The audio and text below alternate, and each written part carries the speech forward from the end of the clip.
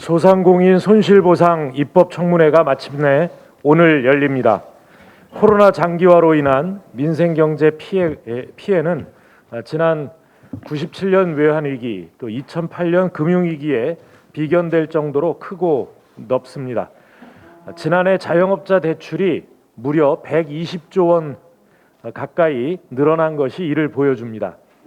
빚을 낸 자영업자의 수도 238만 명을 넘어서 한국은행이 통계를 작성한 2012년 이후 역대 최대라고 합니다.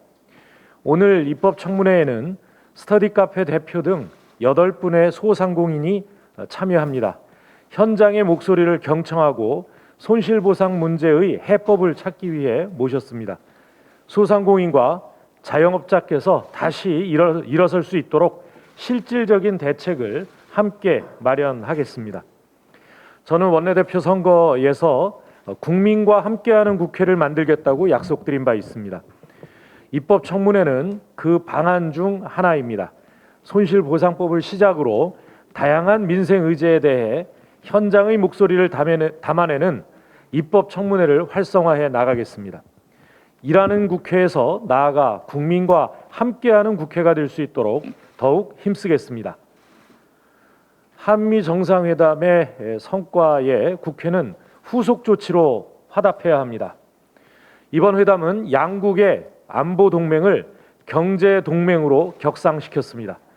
반도체, 배터리, 바이오 산업에서 미국과 상호 보완적인 글로벌 공급망 구축을 통해서 세계 시장을 선도할 발판을 마련했습니다. 반도체 설계, 또 AI, 빅데이터, 미래차에서 세계를 주도하고 있는 미국과 반도체 생산, 배터리에서 기술력과 생산력을 갖추고 있는 우리 기업의 협력은 강력할 것입니다. 양국이 함께 승리하는 경제 협력의 기회를 놓쳐서는 안 될 것입니다.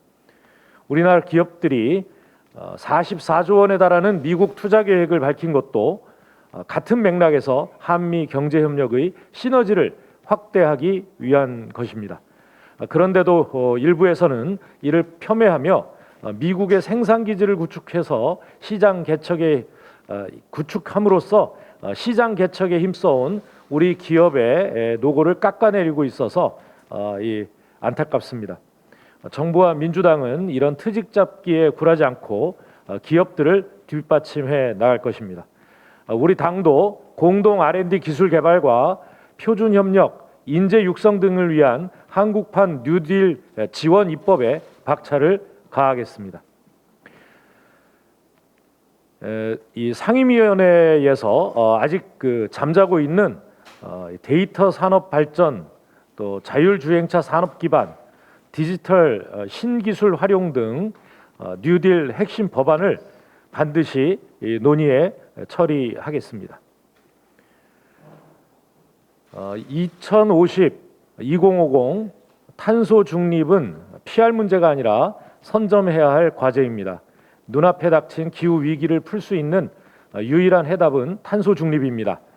어제 전국 243개 지방자치단체가 2050 탄소 중립을 달성하겠다는 선언문을 발표했습니다. 한나라의 모든 지방정부가 탄소 중립 선언에 동참한 것은 전 세계에서 처음 있는 일입니다. 녹색 미래주간의 이 대미를 장식한 것으로 30일부터 이틀간 열리는 2021 P4G 서울 녹색 미래 정상회의로 이 대미를 마치게 될 것입니다. 국제사회가 탄소 중립을 위해 머리를 맞대는 역사적인 순간이 될 것으로 기대합니다. 우리 국회도 2050 탄소 중립의 달성을 위해서 입법 과제에 박차를 가하겠습니다. 녹색 융합 클러스터법을 지난 21일 우리 본회의에서 처리를 했습니다만 아직 탄소 중립 기본법이 환경노동위원회에 계류 중입니다. 이 재정법 공청회와 토론회를 마쳤지만 야당의 미온적인 태도로 아직 이 처리를 못하고 있습니다. 또 탄소 중립과 그린 뉴딜을 추진할 에너지 전담 차관을 두는 정부조직법 개정안이 행안위를 통과했지만 법사위 심사에 막혀 있습니다. 2050년까지 탄소 중립을 실현하려면 시간이 빠듯합니다. 발목 잡기로 미래 사회로 가는 길을 막지 말고 야당은 이 탄소 중립 사회를 위한 입법에 전향적으로 협력해 주시길 바랍니다. 이상입니다. 여러 성과 중 백신의 안정적인 수급 경로 확보를 꼽지 않을 수 없습니다. 특히 지금까지 미국 정부가 어느 국가와도 체결한 바 없는 글로벌 백신 파트너십의 체결은 미국의 기술과 한국의 생산력을 결합할 수 있는 계기를 마련한 것으로서 한국이 아시아를 넘은 글로벌 백신 허브 국가로 가는데 탄탄한 기초가 될 것입니다. 또한 미국 국립감염병연구소 NIH와 한국의 국립감염병연구소와의 연구협력 추진과 모더나와 국립보건연구원의 MOU 체결은 앞으로 또 언제 닥칠지 모르는 감염병 대응 역량 강화와 백신 연구 역량을 키우는 성과까지 거둔 것으로 칭찬받아 마땅합니다. 3분기부터는 모더나 백신이 국내 위탁 생산을 확정짓는 등 한국의 뛰어난 바이오 생산 역량을 전 세계에 알릴 수 있게 된 것도 기쁘기 그지없습니다. 2차 세계대전 당시 미국이 뛰어난 공업 생산력을 바탕으로 일명 민주주의를 위한 병기창으로 불렸다면 한국은 코로나 국면에서 세계를 구할 백신 병기창이자 백신 허브가 될 것입니다. 위탁 생산을 확정지은 모더나 백신, 그리고 이르면 6월부터 국내 위탁 생산품이 출고될 노바백스 백신 등을 감안하면 이런 표현이 과장이 아닐 것입니다.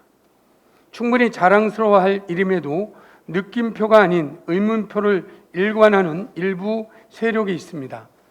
백신 스와프는 달성하지 못했다라는 비판이 그것입니다. 한미 백신 파트너십 구축은 백신 스와프보다 훨씬 큰 의미 성과입니다. 우리 정부는 애초 백신 스와프를 목표로 두지 않았습니다. 백신 스와프는 백신의 수급 불안정의 일시적 해소에 불과하기 때문에 문재인 대통령께서는 꾸준히 백신 허브 구축의 필요성을 제기하셨던 것입니다. 이제 네 종류의 백신 모두 한국을 통해 세계로 공급될 것이며 이는 당연히 우리 백신 수급의 안정화를 의미한다고 할 수 있습니다. 문재인 대통령께서 세계 속에 당당히 백신 허브이자 첨단 기술의 선봉이 된 한국을 자리매김하는 첫발을 떼신 만큼 우리 당 역시 최선을 다해 국회에서 제도의 완비로 뒷받침해 나갈 것입니다. LH 임직원들의 투기 의혹에 이어 이번에는 매입 임대주택 사업에 비리가 있었다는 의혹으로 경찰이 전현직 임직원에 대한 내사에 들어갔습니다. LH 경남본부 전 직원은 본인과 부인 1,000명의 주택을 건축한 후 LH에 매각했다는 의혹을, LH 인천본부의 현직 간부는 미분양된 오피스텔을 매입 임대용으로 처리하여 LH가 구입토록 한 뒤 뒷돈을 받았다는 의혹에 대한 보도가 있었습니다. 이미 투기 의혹으로 대대적인 수사가 진행되고 있는 현재 또다시 전현직 임직원의 비리 연루 의혹이 발생한 것은 극히 실망스러운 일입니다. LH 투기 의혹에 대해 특수본이 2,516명을 대상으로 수사 및 내사를 진행하는 중이고 이미 16명의 구속자가 발생한 상황에서 또 다른 비리 의혹이 발생하는 상황을 어떻게 이해할 수 있겠습니까? 현재 경찰이 내사에 들어간 만큼 신속하고 엄정한 수사를 통해 혐의를 밝혀 명확히 신상필벌을 진행할 바탕을 마련해 줄 것을 당부드립니다. 수사는 엄정하게 이루어질 것이며 LH에 대한 고강도의 세심과 개혁도 흔들림 없이 이어나갈 것입니다. 그리고 우리 민주당은 공적 신뢰 회복을 위한 모든 노력을 계속해 나갈 것입니다. 지난주 모두의 말문을 막히게 한 관평원의 유령 청사 특공 의혹과 계속되는 LH 비리 문제는 부동산 투기 문제를 떠나 사회적 신뢰를 무너뜨리고 국민의 기관에 대한 공적 신뢰를 땅에 떨어뜨리는 심각한 사회 문제입니다.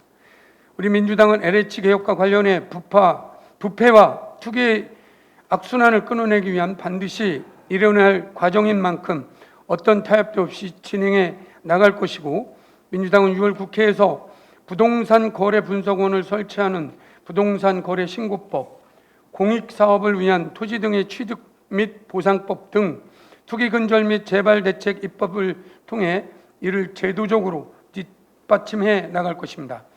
현재 정부가 구체적인 혁신안을 마련하고 있는 만큼 국민 여러분께 빠른 시일 내에 정부와 보다 면밀한 협의를 거쳐 구체적인 안을 확정하겠다는 약속을 드리겠습니다. 비까지 내리는 오늘은 가슴이 한켠이 아픈 실종 아동의 날입니다.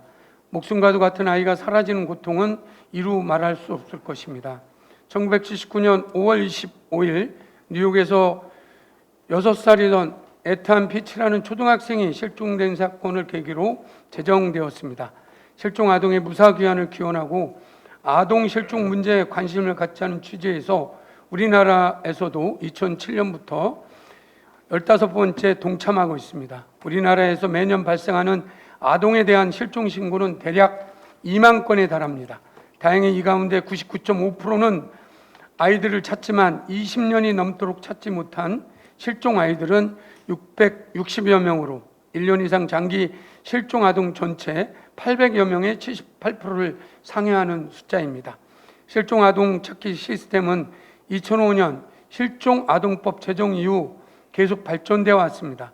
현재는 지문사전 등록, 실종 이후 경보 시스템, 유전자 등록 등으로 아이를 찾는 등 과학적이고 다양한 방법을 통해 노력을 기울이고 있지만 여전히 부족한 점도 많이 있습니다. 이에 우리 아이들의 지문사전 등록제에 참여가 더 적극적으로 이루어져야 한다는 목소리도 높습니다. 전담 수사팀의 확충도 필요하다고 생각합니다. 미취학 아동은 6시간, 청소년은 48시간이라는 골든타임보다 더 빠른 시간 안에 아동을 찾아낼 수 있는 시스템 마련이 시급합니다. 민주당은 저출산 고령사회, 인구 절벽에 직면한 우리나라는 더욱 아이들을 잘 키우고 케어해야 할 것입니다. 우리의 미래이고 희망인 아이들이 따뜻한 가정에서 안전하고 보호받으며 자랄 수 있도록 예방과 보호 체계를 더 단단히 정비하겠습니다. 우리 아이 실종 제로라는 뉴스를 보며 웃는 날을 기대해 보겠습니다. 이상입니다. 문재인 대통령의 이번 미국 방문 성과는 매우 큽니다. 무엇보다 미사일 주권 회복, 대북 관계를 판문점 선언과 싱가포르 성명을 기초로 해서 외교적 대화로 풀어나가기로 한 점, 외교 안보에 있어 양국 간의 진정한 동맹의 모습을 보여주었다는 점입니다. 특히 한반도 프로세스와 관련하여 미국 의회가 적극적으로 앞장서고 있다는 점을 주목해야 합니다. 미국 하원 외교위원회 소속 브랜드 셔먼 민주당 의원은 한미 정상회담이 열리기 하루 전에 한반도 평화법안을 발의했습니다. 한반도 평화법안은 한국전쟁 종전선언, 평화협정 체결, 북미 연락소 사무소를 촉구하는 등 4.27 판문점 선언에 대한 존중과 실천의 내용을 담고 있습니다. 미국 의회가 한미동맹 강화나 종전선언 추진을 위한 결의안을 처리한 적은 있지만 법안 제출은 이번이 처음입니다. 우리 국회에서도 지난 6월 김경엽 의원을 필두로 174명의 의원들이 한반도 종전선언 촉구 결의안을 발의했습니다. 그러나 관련 상임위에서조차 논의를 못하고 있습니다. 4.27 판문점 선언 역시 지난 3년 동안 지금까지 비준 동의도 못하고 있습니다. 4.27 판문점 선언 비준 동의안과 한반도 종전선언 촉구 결의안이 조속히 통과될 수 있도록 국회가 적극 나서야 합니다. 보이스피싱 범죄가 급증하고 있습니다. 지난해 보이스피싱 피해 발생 건수는 총 31,681건이고 총 피해액은 7천억 원에 이른다고 합니다. 보이스피싱의 대상은 남녀노소를 가리지 않고 있습니다. 사회적 경험이 적은 20, 30대 MZ세대는 검찰, 금감원, 은행 등 기관 사칭에 속는 경우가 많고 40, 50대 남성은 대출 빙자형 사기에 속는 경우가 많다고 합니다. 보이스피싱은 주로 자금난에 시달리는 서민을 노리는 악질적인 범죄로서 100% 계획적이고 조직적인 범죄입니다. 피해자들은 자괴감과 모멸감으로 극심한 심리적 고통을 겪게 되며 가정 파괴와 자살로 이어지는 경우가 많습니다. 이처럼 살인이나 다름없는 비극적인 결과가 계속 발생하는데도 징역 1, 2년 등 솜방망이 처벌 탓에 범죄자에게 억제 효과를 전혀 거두지 못하고 있습니다. 보이스피싱 범죄 수법이 갈수록 고도화 진화되고 있기 때문에 피해 규모는 급증하면서도 발생 건수와 유기징역 판결 비율은 오히려 감소세를 보이고 있는 것이 현실입니다. 보이스피싱 범죄는 이제 대한민국에 녹아있는 사회적인 문제가 되었습니다. 처벌을 대폭 강화하고 무거운 벌금을 함께 부과해서 범죄 억제 효과를 높이고 국민 불안을 감식시키기에 우리 국회가 법 개정에 적극적으로 나서야 합니다. 어제 행정안전위원회에서는 26일로 예정하였던 법안 소위를 국민의힘의 비협조로 무기한 연기하였습니다. 또한 처리하지 못했던 민생 법안을 처리하기 위해 27, 8일 중 본회의를 개최하자는 우리 민주당의 요청에 대해서도 국민의힘은 응하지 않고 있습니다. 이는 보궐선거에 도취된 국민의힘이 국회를 볼모로 국정에 대한 어깃장 놓기입니다. 국민의힘은 법사위원장을 무조건 내놓으라고 합니다. 말도 안 되는 억지입니다. 지난 21대 국회의원 원구성 협상 당시 법사위원장은 국정에 책임이 있는 운영을 위해서 여당이 맡기로 여야가 합의한 바 있습니다. 이러한 합의가 이행되지 않은 것은 김종인 비대위원장을 비롯한 국민의힘 일부가 벌인 독선적인 벼랑 끝 정치 때문입니다. 그런데 이제 와서 법사위원장을 작물이라고까지 하면서 내놓으라고 생떼를 부리고 있습니다. 국민은 안중에도 없고 여당을 독선과 프레임에 가두어 정치적 이익을 얻으려는 책략의 정치를 또다시 벌이고 있는 것입니다. 더 이상 생떼를 부리지 말고 합리적 합의를 통해 국회를 정상화하고 본회의가 조속히 열릴 수 있도록 해야 할 것입니다. 국회를 벼랑 끝으로 몰고 갈수록 그 피해는 고스란히 국민에게 갈 수밖에 없고 그 엄중한 책임은 국민의힘이 져야 할 것입니다. 다들 아시겠지만 실상은 지독할 만큼 신속하게 움직여야 한다는 생각으로 또 한 번 재차 강조를 드리고 싶습니다. 민주당이 약속한 반드시 해야 하는 어떤 정책과 개혁 등을 상임위별로 정리해서 또 당과 원내에서 심도 깊게 다뤄야 한다고 말씀을 또 드리고 싶습니다. 제가 속한 상임위 문체위만 보아도 지금 언론개혁, 또 예술인 권리보장법, 또 오래된 수건인 공정한 유통 환경 조성, 또 특수한 상황의 직업적 특성을 지닌 예술인들의 손실 보상 등이 있습니다. 또 코로나19 팬데믹 상황을 거치면서 관광과 문화예술이 이제는 재기할 수 있도록 현장의 목소리 하나를 좀 붙이고자 합니다. 먼저 문재인 대통령님께서 최고의 한미 정상회담을 마치고 돌아오셨습니다. 많은 성과와 선물까지 받아오셨습니다. 우리나라가 백신 허브가 될 것으로 기대합니다. 이에 따른 구체적인 정책적 조치가 빨리 수반되어야 할 것입니다. 이미 백신을 접종한 해외 입국자에 대한 자가격리 방침을 서둘러 챙겨야 할 것이라고 생각합니다. 현재 많은 국가에서 백신 여권을 도입하고 있고 몇몇 국가는 백신 접종자에 대해 자가격리를 해제하는 등 굉장히 적극적으로 대처하고 있습니다. 우리 여행 관광 업계가 매우 큰 어려움에 직면해 있습니다. 선제적으로 준비해서 그러한 대책을 마련해야 합니다. 또 백신 접종을 마친 해외 입국자에 대한 자가격리 면제를 포함한 백신 접종자 인센티브 제도를 서둘러야 합니다. 이는 백신 접종을 조금 망설이고 있는 분들에게도 백신 접종을 결심할 동기가 될 것으로 기대됩니다. 정부는 물론이고 또 우리 당에서도 백신 접종자에 대한 인센티브 제도에 대한 아이디어를 적극적으로 내어야 한다고 이제 말씀을 드리고 싶습니다. 이는 적어도 6월 달에는 계획이 나와서 관광이나 공연 등 업계가 이 콘텐츠를 기획할 수 있도록 시간을 주어야 합니다. 아시다시피 기획은 짧게는 3개월, 길게는 2년이 걸립니다.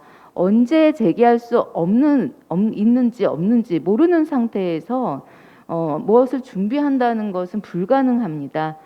그리고 오늘 제가 이제 오면서 성공 여정 저희 모임에서 신진우 중앙대 교수님 강의를 들었는데요.